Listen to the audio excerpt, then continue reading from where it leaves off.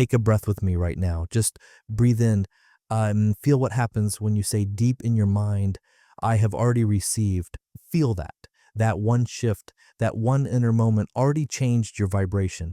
And that's how it begins. Thoth taught that the universe doesn't respond to begging or even to asking, it responds to frequency. And your frequency just moved. But here's the catch. Most people don't realize they're doing it all backward. They ask the universe, but at the same time, they vibrate doubt. They want something, but deep down, they feel lack. And that contradiction is exactly what blocks them. That's what I want to break down today, because it's not just about wishing or wanting something, it's about becoming the exact energetic match for it. That's when the universe has no choice but to mirror it back to you. So stay with me, because at the end of this video, I'm going to give you the entire structure of what Thoth called the perfect petition, the vibrational formula that makes the universe respond before you even ask. If you leave early, you'll miss the one piece that changes everything. Let's start with a quote.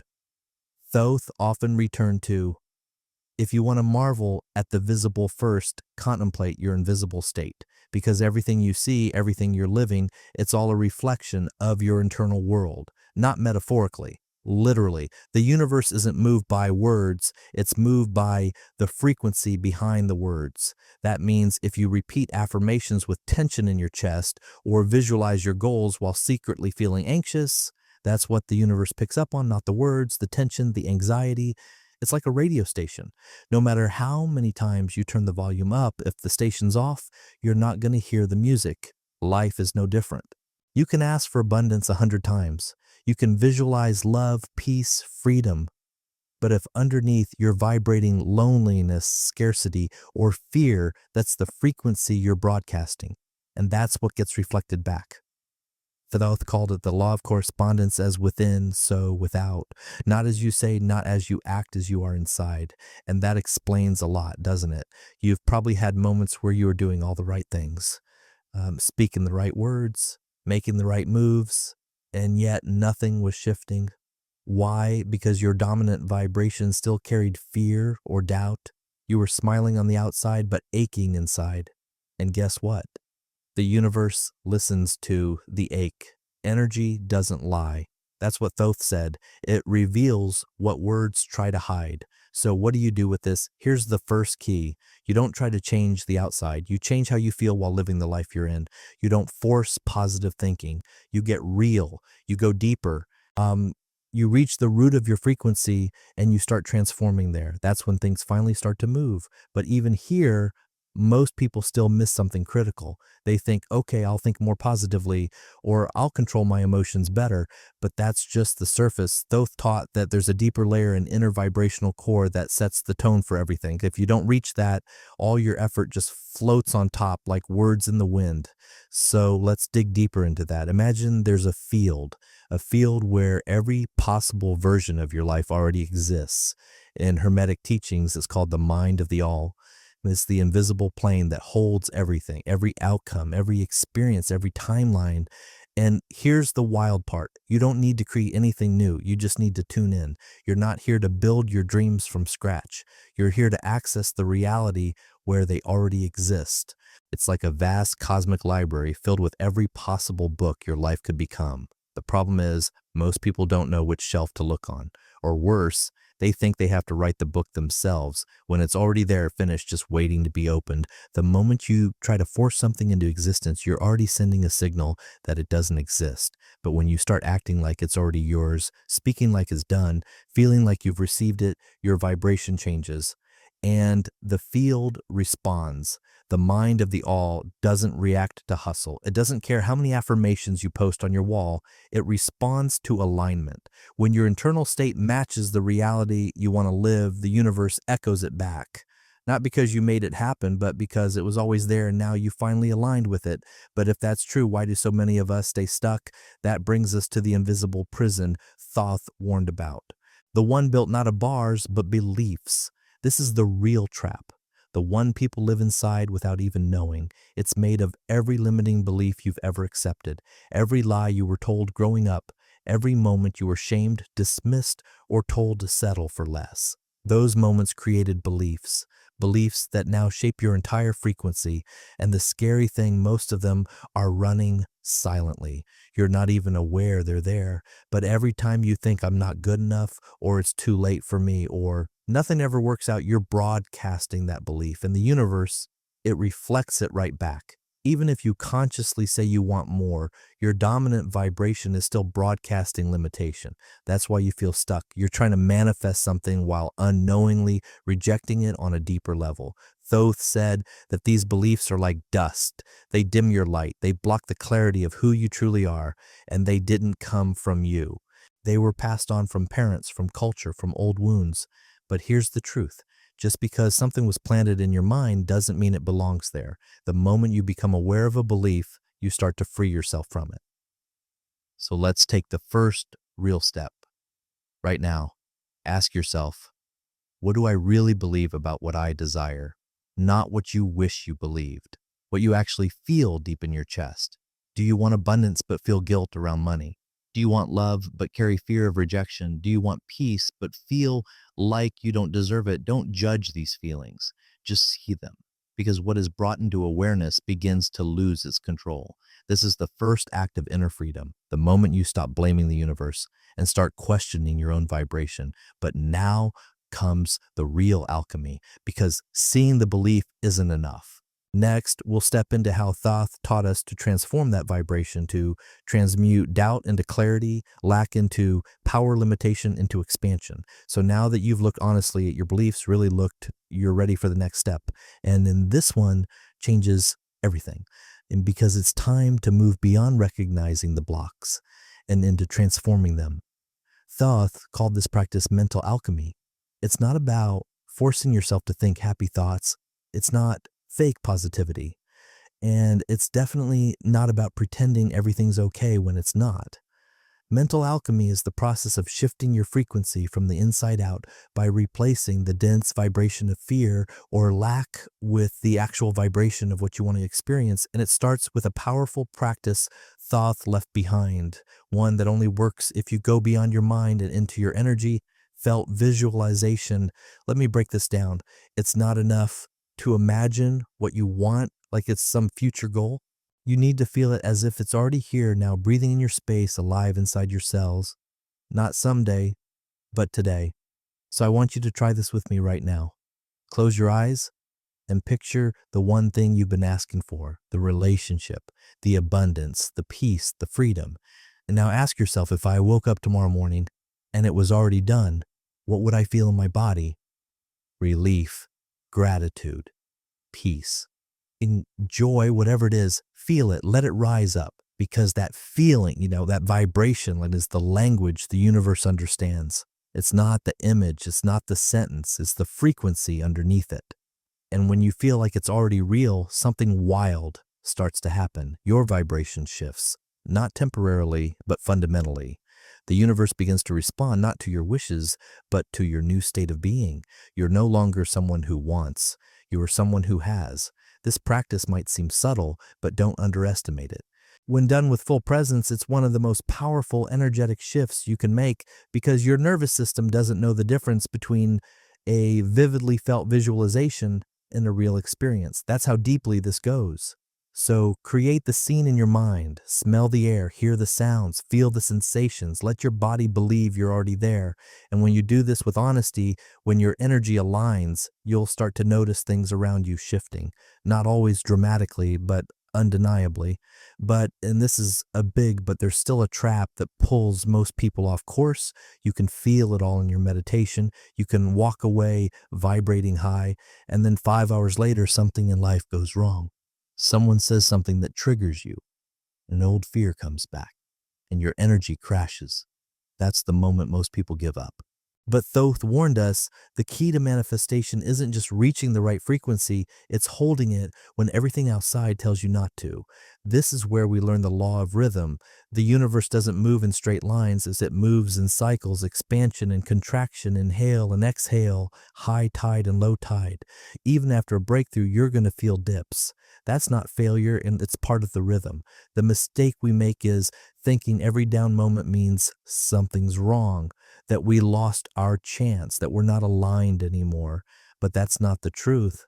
As Thoth said, the master is not the one who never feels the low tide. The master is the one who stays still while it passes. This means you don't have to be high vibe 24/7.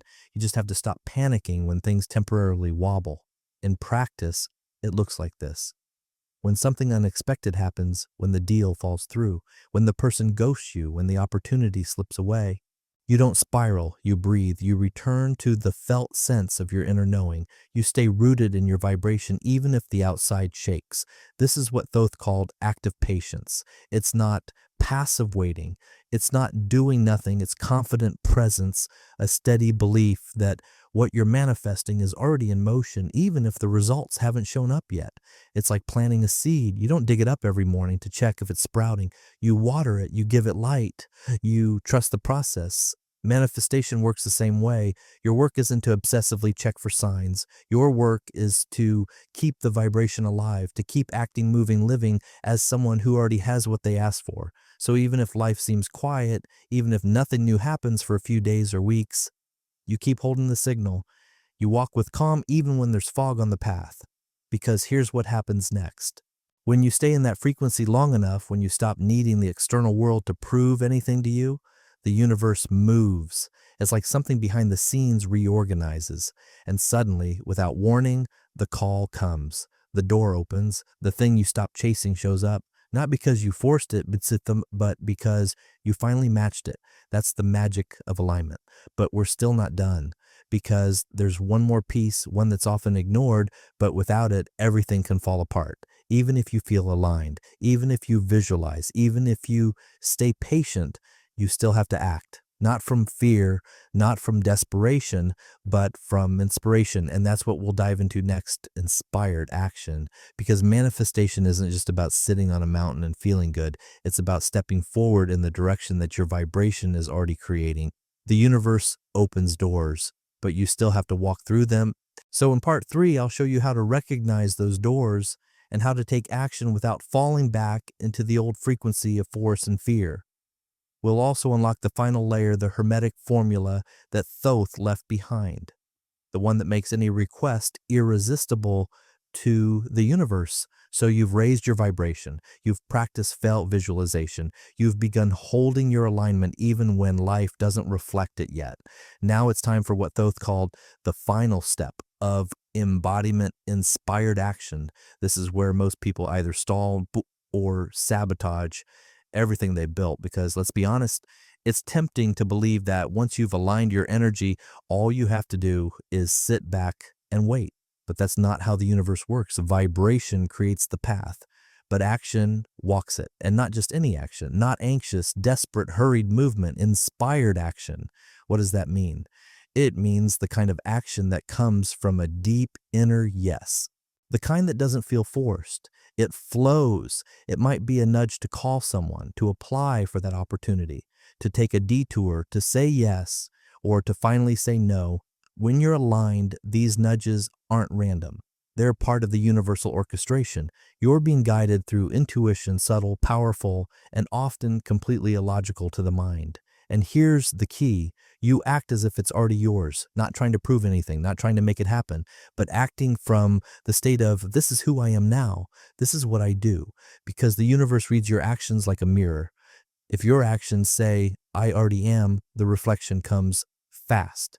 But even with inspired action, there's a trap that pulls most people back down, impatience. Because once you start moving, your ego will want results fast. You'll want signs, proof, feedback. And if those don't come immediately, the fear creeps in. Did I do it wrong? Maybe it's not working. Maybe I have to push harder. That's when you're no longer in alignment. You're back in lack. This is where active patience becomes vital. Let's break that down again. Active patience doesn't mean you sit around doing nothing. It means you keep moving, but without needing to see the finish line right away. You stay grounded. You trust the process. You plant the seed and water it, not because you need instant results, but because you already know it's growing. Every time you resist the urge to doubt, every time you hold your vibration steady, even when nothing seems to be happening, you build momentum. This is the state where the universe takes you seriously. You're no longer vibrating hope, you're vibrating certainty. And that's when something magical happens. Your desire no longer feels like a desire. It feels like a natural extension of you. You don't chase it, you live from it. And this leads us to the most powerful piece Thoth left behind. A formula ancient, precise, unshakable. The Hermetic structure of the perfect petition. It's not about asking harder, it's about aligning deeper, because when your frequency hits all four layers, the universe doesn't have a choice. It must respond. Let's break them down. Layer 1, the vibration of already having. This is where you feel it's already done, not wishful thinking, not future hoping. You wake up and ask, if my desire were real right now, how would I feel? How would I breathe? How would I walk into a room? And then you live from that state. This is what tells the universe, I'm not seeking anymore, I'm remembering. Layer 2, emotional clarity. You can't manifest from confusion. If your desires are vague, your results will be vague. So ask yourself, what emotion am I really trying to experience? Peace, freedom, safety, joy. Be specific, because the universe responds to emotional signals, not just mental images. When your emotional aim is clear, your frequency sharpens and the response speeds up. Layer 3, aligned action. Here's where most people trip up. You don't take action to get what you want. You take action because that's what someone who has it would do. Your actions become congruent with your identity.